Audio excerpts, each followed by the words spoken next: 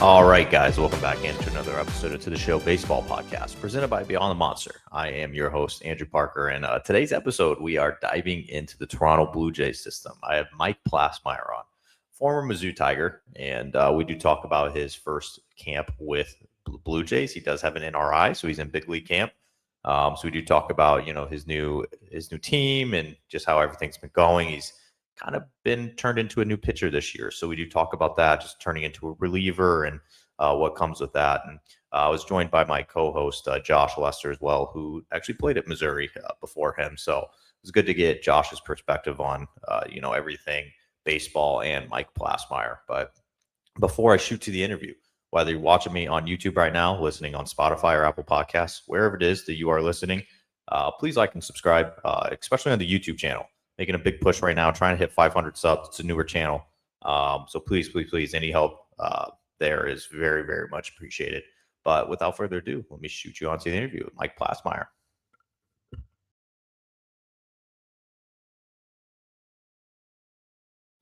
All right, Mike. I want to start off with our first question here. You're one of the newest members of the Toronto Blue Jays as of this offseason, and you're in big league camp. So I want to ask, how are things going so far during spring training?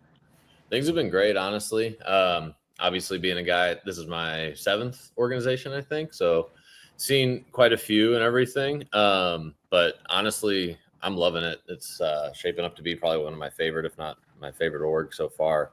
They treat you really well as like a person and a player. So they take care of the little things, and the facility's phenomenal. And the pitching coaches that I've been talking to are really good. So like they had off-season adjustments for me in terms of like grips and stuff like that. And just being able to like kind of start working on that in the off season before I show up and kind of have to perform and stuff like that when right in front of coaches and all that. It's been great. Honestly, I love it. Yeah, Josh kind of pointed this out before we started recording, and you even just said it. You've been in plenty of orgs now. You've kind of seen how a lot of different organizations do things, and maybe how the pitching developments work just in each org. What struck you about Toronto, I guess, right away? I know you said that they were kind of looking at some pitch grips and things like that, but after being with so many different orgs, like how is it truly different than your previous 3 or 4? Honestly, for me, the communication, like that's Josh can probably attest to this. For me, like when you're kind of looking back at like an organization you've been with, like my biggest thing is open communication and being honest with me. Like if they're not going to tell me what they want me to improve on or like how I can get to the next level, stuff like that, then like you're kind of playing mind games. And I hate that. So like being able to ask them any question about pitch grips, how I attack hitters or whatever it may be. And like, they're just like, their office is always open. They're literally just like all kind of sitting there. Like all the pitching guys are in like the back corner. They're like, come in here every day if you want, just like bounce stuff off us. And so like, I've been in there a couple times about the new sinker grip and like kind of how it's showing up in games, or just like when I'm pitching next and kind of the plan of like, I'm a reliever now, like how do I adjust my routine and things like that. They're just like an open book, and there's no like secrets or anything like that they're keeping from you. And for me, that's huge. Yeah, it's crazy how difficult some organizations make communications seem. That was the one thing I loved about the Orioles when I was with them is like as soon as I signed as a non-roster invite, like Ryan Fuller and one of the other hitting coaches, we had like a Zoom call scheduled in like a day. And they were like, this is why we signed you. Like, this is what makes us like you a lot. This is what we think you can do better. Like you said, like for hitters, it's a little different because like we're more controlled by what you throw, kind of, I guess. But like from a pitching standpoint, like you got TrackMan, you can kind of somewhat see what it's doing, right, without a hitter or like without having to really work on something based on a pitch. But it's and the Orioles are my favorite organization that I've been with, and it's not relatively close because of that because of that reason. Like they knew why they signed me, they knew what they wanted from me. And I mean, I played more in the big leagues with them, so that's partly why. But it seems so simple, but sometimes it can seem like they try not to communicate. Yeah, I mean, this is my 3rd org as like a minor league free agent sign, and this is the first one that I've had where it's like they communicate with me in the offseason about pitching. Usually it's the HR lady reaching out about signing some forms and stuff like that. And I show up, I don't have a pitching coach's phone number. I've never talked to him, anything like that. So like maybe I'm changing my slider and they're like, actually, no, we want it this way. And all of a sudden I wasted a whole month of bullpens changing something that they didn't want to be changed and stuff. So like just being able to like actually get some feedback. And I was sending pitch grips and different ways that I was trying to kind of achieve the movement that they wanted for the changeup and the sinker. And they're responding back every single time. And it's just like, this is awesome. Like, help me help you, you signed me for a reason. So like, why can't I get good information on how to improve my pitches to make you guys like me more, to hopefully make it back to the big leagues, I mean, consequently, they were in the World Series. I mean, baseball people, in my eyes, like, they like to talk baseball. Yeah. Pitching people like to talk pitching. I could sit here and talk hitting with hitters for hours on end and not get tired of it. And like, consequently, the teams that do that, in my opinion, outside the Dodgers, just spend $17 billion every year. But like, they're in the World Series. I mean, the Blue Jays have been a playoff team for however many years in a row now. Like, good teams do that. Right. Yeah. It shows up on the field. Exactly. Yeah, that was and that was, I'm glad Josh kind of led us that way as well. And joining a team like the Blue Jays and being in big league camp around all those guys that were just in the World Series, and that, like you said, they've had some success over the last few years. What has that been like, just being able to be around a lot of those guys? I know some of those guys are at the WBC right now. It might be a little lighter right now, but what has that been like, I guess, being around that group that did make that run to the World Series last year? It's really cool, just in terms of the things you can learn and also seeing the culture. Like, I was with the Phillies, that like my one spring training with them was the year after they went to the World Series, and the same thing here. But like, you see, obviously they have phenomenal players, like big contracts, big names, stuff like that. But like the culture and like how everybody is treated and how like the manager handles things, it's like, it's amazing to see. Just like, okay, like obviously they're really good at baseball and they have good players, but also like a good clubhouse and like how far that can go. And I'm sure that probably played a role, because you're with each other all the freaking time. So like guys pulling for each other on and off the field and like being close it's what it seems like. That's kind of the vibe I get. Like, that probably shows up on the field as well, Yeah, that was something unique to me last year. I mean, just watching them go about how they did in the playoffs, and you had them going up against the Yankees, and some people were not thinking the Blue Jays had a chance, and they ended up taking care of the Yankees pretty easily. And you had a lot of these guys that weren't really household names yet, like the Ernie Clements of the world and the Addison Bargers, and there was just a lot of these names that maybe the casual fan that maybe wasn't watching a lot of Blue Jays baseball like got acquainted to, and they're just like, wow, like these guys are pretty dang good. Yeah. How has I guess since you've been, and I think you had just thrown yesterday in a game as well. What has that kind of been like, just playing alongside some of these guys? Like you mentioned, they have some big contracts. They have, some bigger names. They also have these guys, the Barters of the world, the Josh Kaseviches of the world, that are pretty good in their own rights. What has that been like, I guess, just being on their side of things? I mean, it's cool to have, just obviously, like last time was my first time throwing to one of the big league catchers. I had some of the minor league stuff, but just like getting to see kind of how they think about the game and how they attack it, just to help me learn, like, after gave up one single to Yastrzemski, and all of a sudden, like, pitching coach and catcher were talking to me about why they thought he might have been sitting on the slider there, and that was what he hit. So like, just the knowledge on there, and like, they've been in the big leagues, they know what they're doing, and like, they learn stuff along the way. And so like, being able to help me to learn stuff and improve my game is awesome. It's sometimes crazy to see like there's really is levels to this. Like, I remember a couple of my first like hitters meetings in the big leagues with the Orioles, especially, like, because they were very, very like analytic driven, and that the Tigers, when I was with them, weren't, as they were kind of catching up in that field. But I remember being in there and I'm like I know exactly what this pitch is going to do. Every pitch that he throws, like, I kind of know exactly what it's going to do, when he wants to throw it, when he wants to do this. And like, Santander was there, and he was notorious for just like sitting on one pitch from a guy. Yeah. And he would get it and he would hammer it. And but it's like, those pitchers, and I'm sure it's the same way with hitters, like guys like Aaron Judge, are so good, like, you have to make them think. So like, as a pitcher or as a hitter, you have to try either not to think or to think about one thing and go after that one thing. But Yeah. it's crazy when you get around them that there really are like more than just the talent on the field. Like there's different levels to the minor leagues and the big leagues. Yeah. I mean, just like kind of how you said, like the different levels, but just like there's so many different aspects that go into like, I guess every hitter has a different approach, I would imagine. So like trying to kind of like tap into like, what are they thinking at the plate? What are they telling me with this take, with this swing, and like that cat and mouse game of it? Like I personally love it. Not a guy who throws 95 or anything like that. Like I need to mix my pitches, throw strikes, and like when I want to expand the zone, like work for chase and stuff like that. So trying to kind of tap into it and being able to be around the guys that like talk like that, it's awesome. Especially the catchers that are doing the same thing you are. They're reading swings, they're reading takes. They know just as well as you do what guys hit well, what guys don't hit well. Right. And so yeah, being able to throw to big league catchers and talk to them about it, it's definitely awesome. Yeah. And I love to, like, I talked to Heineman today, and like he was asking me, like, what do you like to throw to righties? What do you like to throw to lefties? Like, and he was telling me, he's like, all in all, like, I want the pitcher to be confident in what he's throwing. He's like, it's your career. You're the one out there. Like, those are your stats and everything. So, like, rather than like just seeing it as like, oh, this is what I see, I'm a big leaguer, like I'm going to throw this down. Like, if you shake me, then like, what the hell are you doing, you know? And like, he wants to be on the same page as me. And so like that I'm confident and like have conviction with what I'm throwing.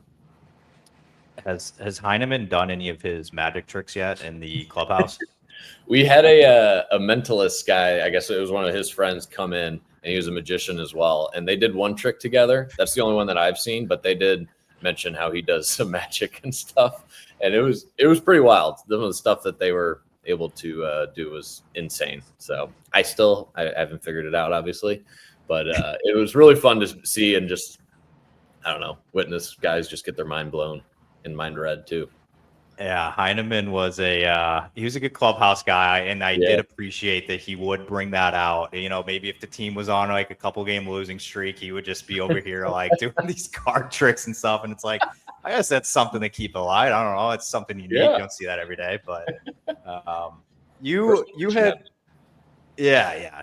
but you had brought up something earlier that I did want to ask about, and you know, I've been following your career for a little bit. You know, I remember dating back to the you know, when you were in the Phillies org, and you know, I'd seen you in Worcester and everything like that. But the 2026 version of Mike Plassmeyer, like, who is that? I know you just mentioned earlier you may be throwing a new pitch, and you might be going out of the bullpen for good now. I guess, what does the 2026 version look like? Yeah, they want me. Seems like more of kind of a one inning relief guy, mainly like in there kind of facing some lefties. And I mean, I'm open to it for as long as I can remember, like seeing the numbers and stuff. Like I've handled lefties pretty well. It's the righties that kind of give me some fits whenever I am starting, like going that second time, third time through the lineup. So just kind of like putting myself in, I guess, like situations that I have the best chance to succeed. So like added a sinker, threw like a two seam last year, but it was just kind of like something we'd mix in every now and then just to like add a wrinkle into it, but like making it kind of more of a weapon, I guess, this year.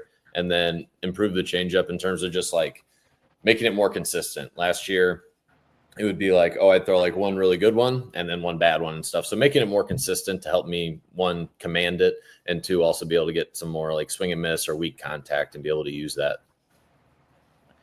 Did you two ever face each other? Yeah, did we? Yeah, when you were in the AA. What was the Tigers AA? Yeah, Erie. Oh yeah, when you got traded to the Giants. Yeah, you were playing outfield then. Yeah. Watch out. Hey, I've touched every position except for center field and catcher in the minor leagues. Really? Yeah. Yeah, that was when you were freaking batting 1,000 and hitting 30 home runs every month. You were on a freaking tear. That's what I had to do just to get out of Erie. They kept sending me back until I did that. What more do you want? Well, the reason I did ask, like, if you guys face each other, because the way you're describing, you know, possibly the new 2026 version of yourself, and, you know, maybe being that one inning guy, and, you know, you're probably going to be facing some lefties and things like that. It was just turning my wheels. I'm like, do I think if Josh could get a hit off of you in 2026? Like, I don't know the answer to that question. Only one way to find out. I know. Tell the Blue Jays to call me. I'm open. Well, you need to be on the other team. Yeah, you got to be somewhere else. In the division, who's down in spring training down there? Let's see. We got the Pirates can call me. They're next door. Yeah, there you go. Oh, gosh. Yeah, no. I mean, I would love to. It's been a while, and I think I only faced you the one time. Honestly, I think so. I didn't even remember it. Yeah. Okay. I know if you guys. I think I did face you, but I don't remember for sure. It was a toss-up. I didn't play every day. That's why I was in the outfield. I was creating positions for me to be able to get in the lineup. Just batting 400 off the bench. There you go. Yeah, I'll never forget Josh rolling through on that Norfolk team back when they had all those top prospects, and he was hitting like 8th, and he had like 20. I think he had like 20 home runs at the time, and I'm like, dude, you're batting 8th. Our 7 and 8 hole hitters were me and Lewin Diaz, and Lewin Diaz just hit 50 homers in Korea this year. No way. Yeah, he set a record for homers and RBIs, and we were hitting 7 and 8. You guys won it that year, right? Yeah, I mean, you can't really blame him when like the first 6 were like Kowser, Holiday, Westberg, Mayo, Kerstad. Like you guys panned out okay. It was the top 100 list in front of me. Like I couldn't really argue. Yeah, it's just wild to have a complete lineup like that. Speaking of the Orioles, has Mitch ever tried to get you over there? Funny, yeah. Speaking as someone, Josh, we were on record. A family member in another organization, I have never once been talked to by the Pirates. I have never once been talked to by the Orioles. So both of our family members think we stink. Apparently, yeah. I'm just not good enough. Oh gosh. But no, I mean, obviously, like when I first kind of got into like the minor league free agency, they had all those prospects and stuff kind of coming up and like making their way to the big leagues. And I don't know what their minor leagues look like now because Mitch is on the big league staff and everything. But no, they never have reached out with interest or an offer or anything like that. So he might be giving them some insider info. I don't know. Well, that was my next question is like you talk about like more consistency with your changeup and having Mitch and the role that he is, like, is that something that he kind of helps a little bit too? I mean, I know I talk to anybody and everybody I can about hitting, and especially my dad because he's a smart guy, but like being on that same kind of level of pitching knowledge and you doing it, like, is that something he walks through with you? At times, yeah. I mean, there's being able to like talk to like the coaches this offseason and everything. I didn't want to have kind of like too many cooks in the kitchen kind of thing. Because everybody has different ideas on stuff, you know. So like a bunch of things just like pulling me in different directions. So this year I didn't talk to him as much. But like we're constantly talking pitching and stuff like that. And like if he's in town and everything, like I might be like showing him like my new grip and stuff, and he'll be like, oh, like that makes sense. Or did you try like a little bit here, like little tweaks like that? He'll help me with. But nothing too crazy this off season now. I gotcha. Yeah, it's really nice to have somebody with that kind of knowledge, just like kind of always around, like you said, like whether he's changing something, not changing something, it's just nice to be able to have like a wall to throw ideas at. And like that's how my dad's become.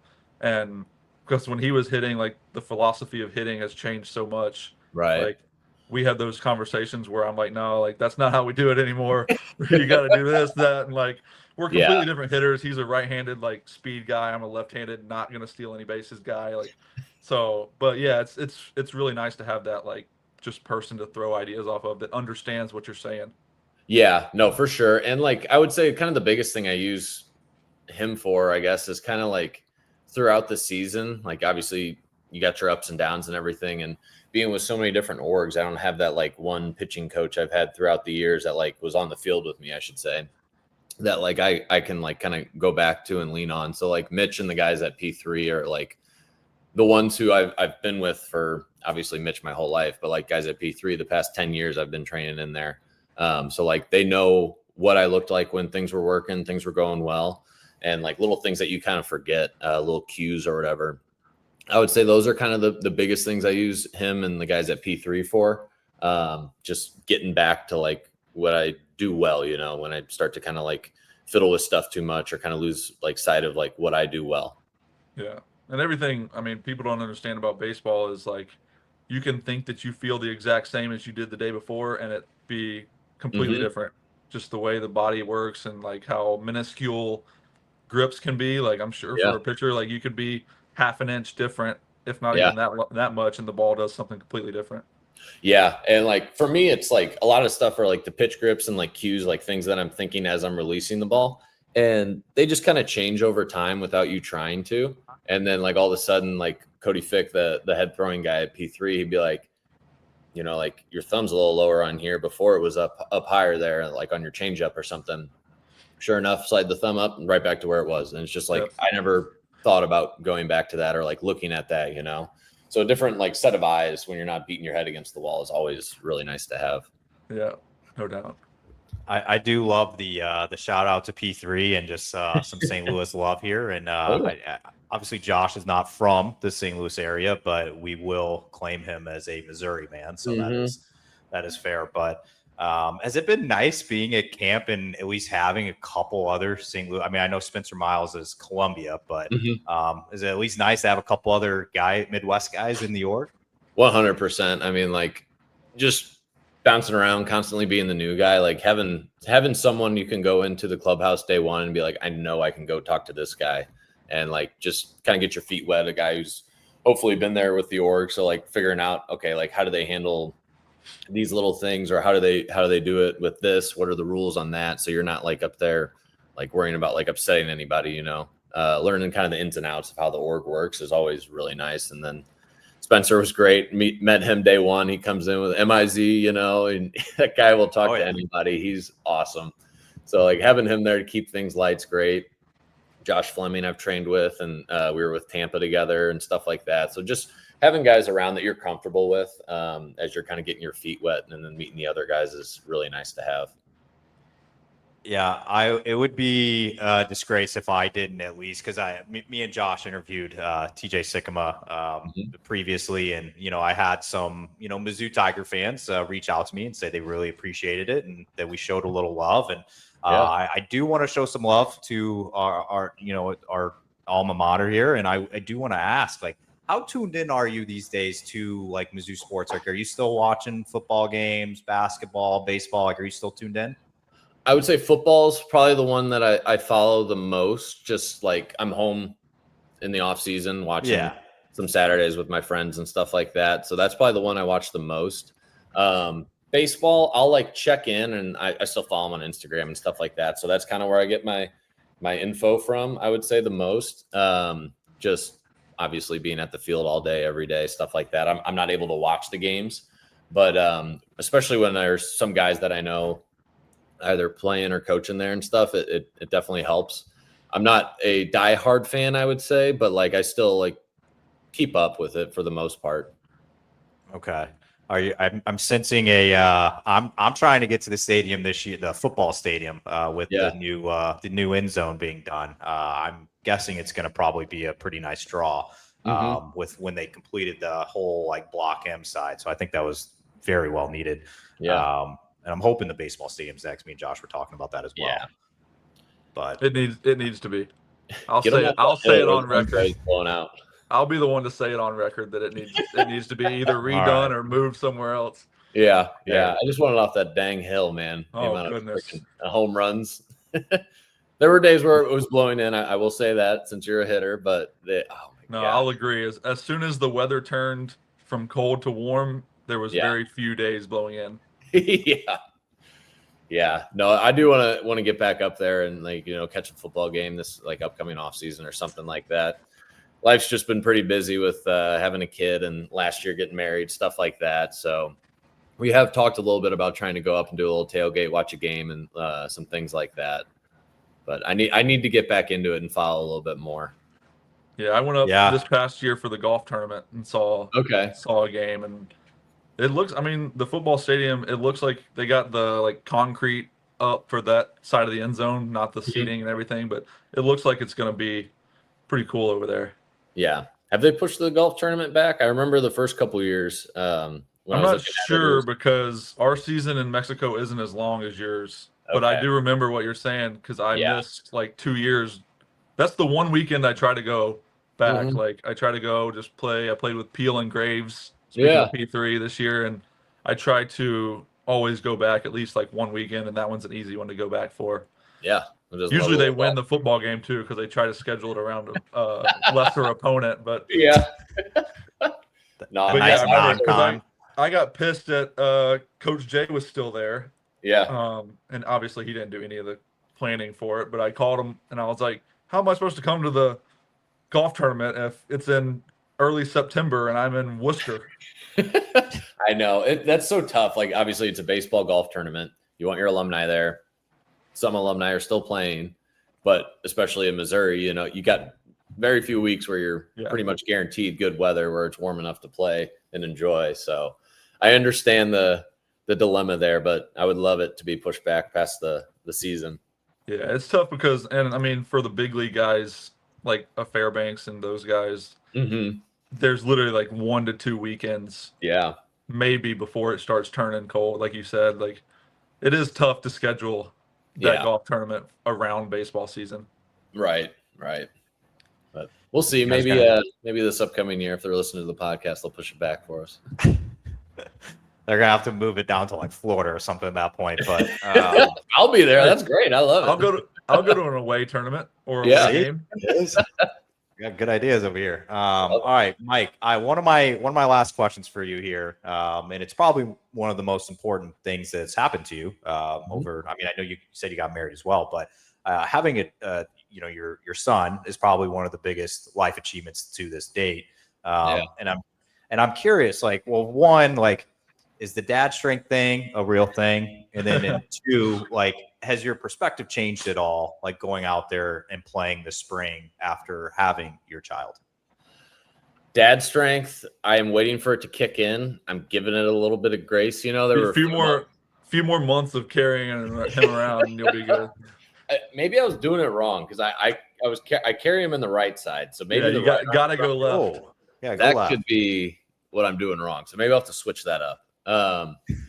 And then, I mean, obviously, like, it changes your whole life. Like, being able to, I guess, always playing baseball and stuff like that was kind of like always my identity. Like, oh, the baseball player, like, that's kind of what my life revolved around, And then having this, like, it changes kind of like your priorities, I guess. Baseball's still super high for me and everything, but just like, for me, honestly, it's taken a little bit of like the off the field, like when you're at home, like constantly beating yourself up after a bad game or something like that, or like overthinking little things. And then all of a sudden you're trying out 12 different things when you go to the field the next day. Like, I come home and now that they're gone, but like when they were here or when I was back at home training and everything, I was with them every day. Like that time, like I'm focused on my wife and son, so like being able to take the mind off baseball and kind of reset, and that I think is going to help a lot throughout the whole season.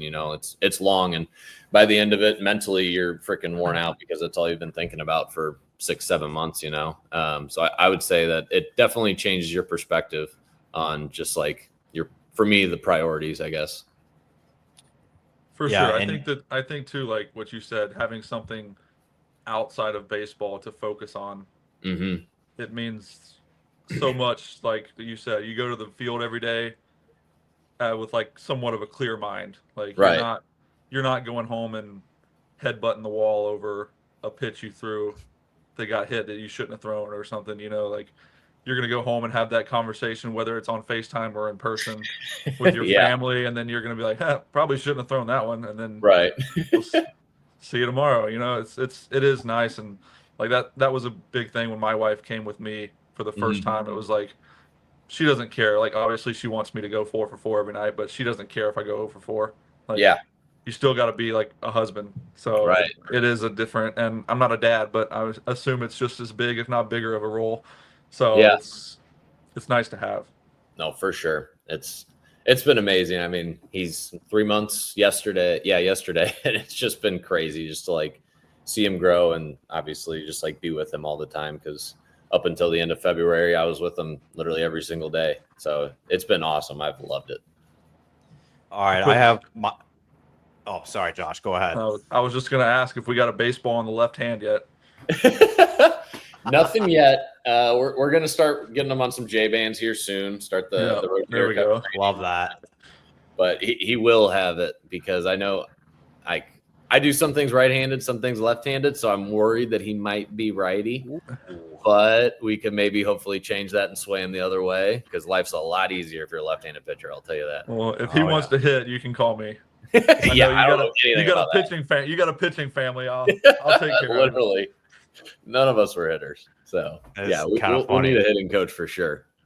He starts throwing things in the right hand. You're like, come on, man, try that one. Try it. See what it looks like out of that one. You know. Yeah, I feel like my dad was doing that to me too. He was a lefty, and he was like, "Why are you throwing with the right hand? Come on!" But it happens. I need my last thing to you. I need an official comment on the record here. I didn't know this, but you have been on the there's a video montage that plays in Polar Park in Worcester before every game. I feel like I know the pitch. You have been on the opening montage 2 years in a row. Can I get a comment on what that's like, just being on that montage?